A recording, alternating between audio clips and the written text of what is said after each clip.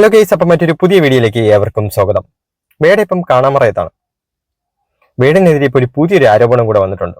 അത് നമ്മുടെ ജനൻ TV ആണ് കേട്ടാ പബ്ലിഷ് ചെയ്തിട്ടുള്ളത്.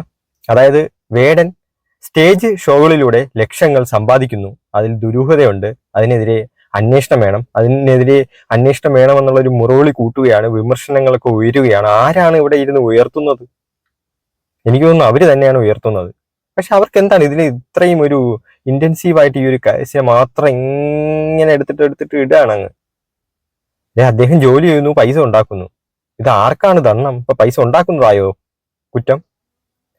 സത്യം പറഞ്ഞാൽ ഈ വേടൻ ഇവിടെ ചെയ്ത ഈ ഒരു കേസില് തെറ്റ് എന്താണ്? രണ്ടുപേര് പരസ്പര സമ്മതത്തോടു കൂടി ബന്ധത്തിൽ ഏർപ്പെടുന്നു. അവരൊരു കുറച്ച് വർഷങ്ങളായിട്ടുള്ള ഒരു റിലേഷൻഷിപ്പും, പിന്നെ പരസ്പരം ആ ഒരു റിലേഷൻഷിപ്പ് ഇടയ്ക്ക് ആ ഒരു വേടൻ എന്ന വ്യക്തി ഒഴിവാക്കി പോയതിനു ശേഷം ഇവർ കേസുമായിട്ട് വരെയാണ്. അതും കുറെ കാലങ്ങൾക്ക് ശേഷം, വർഷങ്ങൾക്ക് ശേഷം കേസുമായിട്ട് വീണ്ടും വരുന്നു. അദ്ദേഹത്തിന്റെ പേര്, പ്രശസ്തി അതൊക്കെ ഫുള്ളും നശിപ്പിക്കാൻ വേണ്ടി. വേറൊരു പണ്ട് കാലത്ത് ഒരു ചൊല്ലുണ്ട്, പെണ്ണൊരുമ്പെട്ടാൽ ബ്രഹ്മനും തടുക്കാൻ കഴിയത്തില്ലെന്ന്. അതുപോലൊരു കേസാണ്. ഞാൻ ഒരു വീഡിയോ ഇവിടെ കൊടുക്കാം, നിങ്ങളത് കണ്ടു നോക്കി. റാപ്പർ വേടൻ എന്ന ഹിരൺദാസ് മുരളിയുടെ സാമ്പത്തിക ഇടപാടുകളിലും ദുരൂഹത. സ്റ്റേജ് ഷോകളിലൂടെ വേടന ലക്ഷങ്ങളായിരുന്നു വരുമാനം. സാമ്പത്തിക ഇടപാടുകളിലും വിശദമായ അന്വേഷണം. നിഖിൽ, അങ്ങനെ തന്നെയാണ്. വേടൻ എന്ന ഹിരൺദാസ് മുരളിക്ക് പലതരത്തിലുള്ള വരുമാന മാർഗങ്ങൾ ഉണ്ടായിരുന്നു എന്ന കാര്യത്തിലാണ് അന്വേഷണം വേണ്ടത്. റാപ്പ് സംഗീതത്തിലൂടെ വേടൻ ലക്ഷങ്ങളായിരുന്നു സമ്പാദിച്ചത്. കേസൊക്കെ ഉണ്ടായതിനു ശേഷം വേടന്റെ ഫ്ലാറ്റിൽ നടത്തിയ പരിശോധനയിൽ വേടൻ സ്റ്റേജ് ഷോകളിലൂടെ ലക്ഷങ്ങൾ സമ്പാദിക്കുന്നു, അതിന് പുറമെ വേറെയും വരുമാനങ്ങൾ വരുന്നുണ്ട്. തനിക്ക് സംഗീതം ഇത്രയും കാലം സ്വന്തമായിട്ട് ഹാർഡ് വർക്കിലൂടെ ഉയർന്നു വന്നു. ഒരാൾക്കും അവരുടേതായ ഒരു പ്രതിഫലമൊക്കെ നിശ്ചയിച്ച് അതിനനുസരിച്ച് സ്റ്റേജ് ഷോകളിലൂടെ പൈസ ഉണ്ടാക്കും. റാപ്പർ സംഗീതം ചെയ്ത് പൈസകൾ ലക്ഷങ്ങൾ കൊയ്യുന്നു. അധ്വാനിച്ച് പൈസ ഉണ്ടാക്കട്ടെ, ഇത് അവർക്ക് എന്താണ് ഇത്ര ദണ്ണം? ആ വ്യക്തി പിന്നെ ആ സ്റ്റേജ് ഷോയിൽ ചെയ്ത് കഴിഞ്ഞാൽ പിന്നെ പൈസ ഇല്ലാതെ പിന്നെ ആട്ടും കാട്ടമാണോ കിട്ടുന്നത്? ഓരോരുത്തർക്കും ഓരോ, ഇപ്പം വേടന് കിട്ടുന്ന വേറൊരു പ്രതിഫലമായിരിക്കും, ജസ്റ്റിൻ ബീബറിന് കിട്ടുന്നത് വേറൊരു പ്രതിഫലമായിരിക്കും. ഇപ്പം പുതിയതായിട്ട് ഫസ്റ്റ് സ്റ്റാർട്ട് ചെയ്ത വേറൊരാൾക്ക് വേറൊരു പ്രതിഫലമായിരിക്കും കിട്ടുന്നത്. ഒരാൾക്ക് 50 ആണെങ്കിൽ അടുത്ത ആൾക്ക് ചിലപ്പം 10 ലക്ഷം കിട്ടുമായിരിക്കും, അടുത്ത ആൾക്ക് ചിലപ്പം 5 കോടിയോ 100 കോടിയോ വല്ലതും കിട്ടുമായിരിക്കും. ഓരോരുത്തരെ കഴിവിനനുസരിച്ച് അവർ വാങ്ങിക്കുന്നു പ്രതിഫലങ്ങൾ. അതിനെന്തിനാണ് ഇത്രയും? അതിനകത്ത് എന്താണ് ഒരു ദുരൂഹതയുള്ളത്? വിമർശിക്കാതിരിക്കുന്നത്? പൈസ ഉണ്ടാക്കിക്കൂടെ? ഇത് നല്ല കാലം. എന്താണ് ഈ ജനൻ TV പറയുന്നത്? എന്നിട്ട് വിമർശനങ്ങൾ ഉയരുന്നു. ആരാണ് ഇത്രയും എടുത്തിട്ട് ഇങ്ങനെ വിമർശനങ്ങൾ ഇങ്ങനെ ഉയർത്തിക്കൊണ്ടിരിക്കുന്നത്?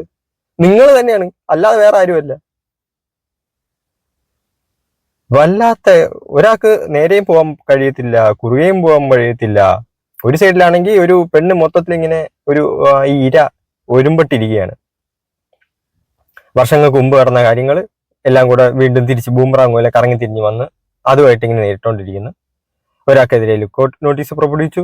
അദ്ദേഹമാണെങ്കിൽ ഇപ്പം കാണാൻ പറയത്ത്. ഇനി എനിക്ക് തോന്നുന്നു മിക്കവാറും ജാമ്യം കിട്ടിയതിന് അനുവദിച്ചതിന് ശേഷമായിരിക്കും വരാനുള്ള എല്ലാ സാധ്യതയും കാണുന്നത്. ഇപ്പം ഈ ഒരു കേസും നമ്മുടെ വോട്ടിന്റെ കള്ളവോട്ട് കേസുകളൊക്കെ വന്നതുകൊണ്ട് ഇനി കുറച്ച് സമയത്തേക്ക് എല്ലാവരും ആ ഒരു ഫോക്കസിലോട്ടായിരിക്കും. ഈ ഒരു കേസ് കുറച്ചൊന്ന് താന്നായിരിക്കും. ഇതിന്റെ ഒരു അനക്കം ഇനി കാണത്തില്ല.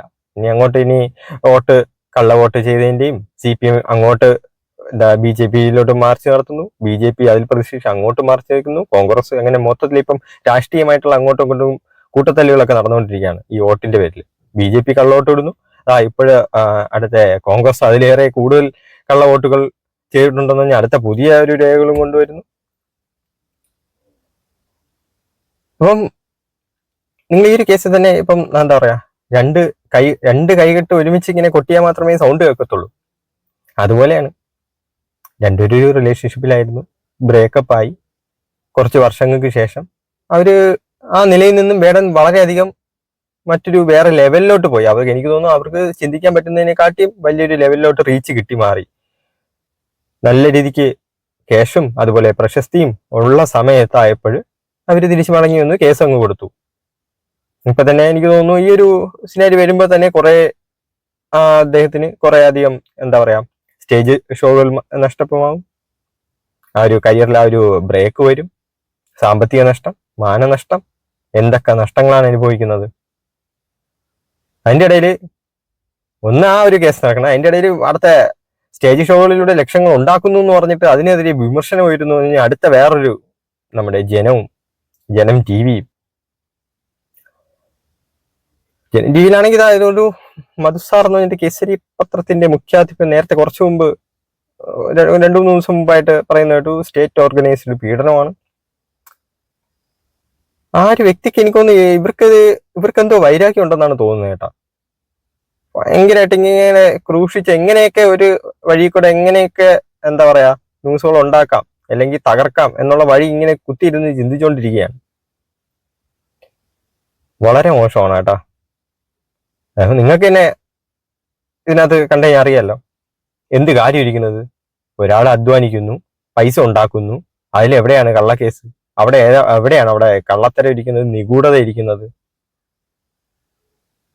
എന്റെ പൊന്നി, ഇനി അടുത്ത വേറെ എന്തൊക്കെ കൊണ്ടുവരുമെന്ന് തോന്നുന്നു. ഇനിയിപ്പം മിക്കവാറും ഇനി അടുത്ത വരുന്നത് വേടൻ പാടിയ പാട്ടുകളൊക്കെ വേടന്റെ പാട്ടുകളല്ല, അതൊക്കെ ആയിരിക്കും. ആണ് ക്രിയേറ്റ് ചെയ്ത് കൊടുക്കുന്നത്.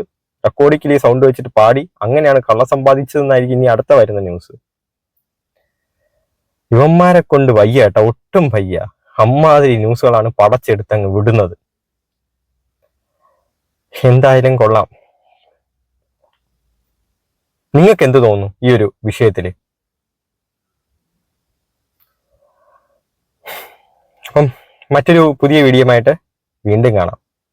ബൈ.